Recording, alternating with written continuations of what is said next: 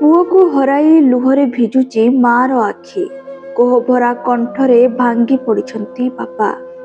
ଘରର ଏକମାତ୍ର ପୁଅକୁ ହରାଇ ସମ୍ପୂର୍ଣ୍ଣ ଭାବେ ଭାଙ୍ଗି ପଡ଼ିଛି ପରିବାର। ଯେଉଁ ପୁଅକୁ ନେଇ ଅନେକ ସ୍ୱପ୍ନ ଦେଖିଥିଲେ, ସେହି ପୁଅ ଆଜି ନାହିଁ।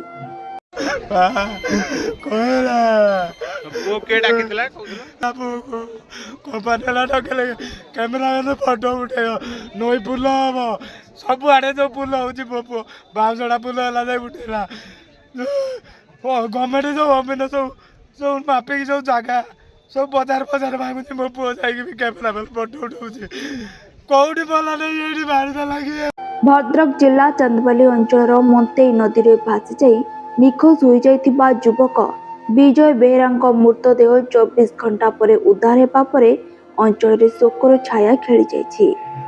ବାଂଶଡ଼ା ଅଞ୍ଚଳର ଯଶୀପୁର ଗ୍ରାମର ଚକ୍ରଧର ବେହେରାଙ୍କର ଏକମାତ୍ର ପୁଅ ବିଜୟ ବେହେରା ଏକ ସର୍ଭେ କାର୍ଯ୍ୟରେ ନିୟୋଜିତ ଥିଲେ। ମନ୍ତେଇ ନଦୀ ବାଲିଆପାଳ ଫେରିଘାଟରେ ପ୍ରସ୍ତାବିତ ସେତୁ ନିର୍ମାଣ ପାଇଁ ଚାଲିଥିବା କାର୍ଯ୍ୟ ବେଳେ ସେ ଅନ୍ୟ 2 ଜଣ ଯୁବକଙ୍କ ସହ ଏକ ଅସ୍ଥାୟୀ ଡଙ୍ଗାରେ ନଦୀ ପାର ହେଉଥିଲେ। ହେଲେ ନଦୀ ମଝିରେ ଡଙ୍ଗାଟି ଭାରସାମ୍ୟ ହରାଇବାରୁ 3 ଜଣ ଯୁବକ ପାଣିରେ ପଡ଼ିଯାଇଥିଲେ।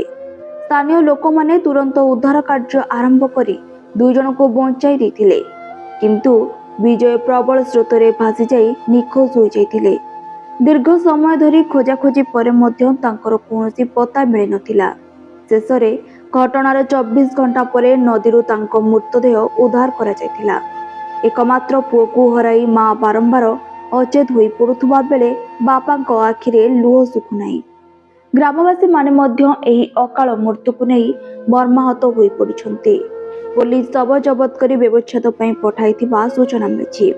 ଏହି ଘଟଣା ପରେ ବ୍ରିଜ ନିର୍ମାଣ ଓ ସର୍ଭେ କାର୍ଯ୍ୟରେ ସୁରକ୍ଷା ବ୍ୟବସ୍ଥାକୁ ନେଇ ଗୁରୁତର ପ୍ରଶ୍ନ ଉଠିଛି। ଶ୍ରମିକ ଏବଂ ସର୍ଭେ କର୍ମଚାରୀଙ୍କ ପାଇଁ ଲାଇଫ୍ ଜ୍ୟାକେଟ୍ ସହ ଆବଶ୍ୟକ ସୁରକ୍ଷା ସାମଗ୍ରୀ ବ୍ୟବସ୍ଥା ଥିଲା କି ନାହିଁ, ତାହାର ତଦନ୍ତ ଦାବି କରାଯାଇଛି।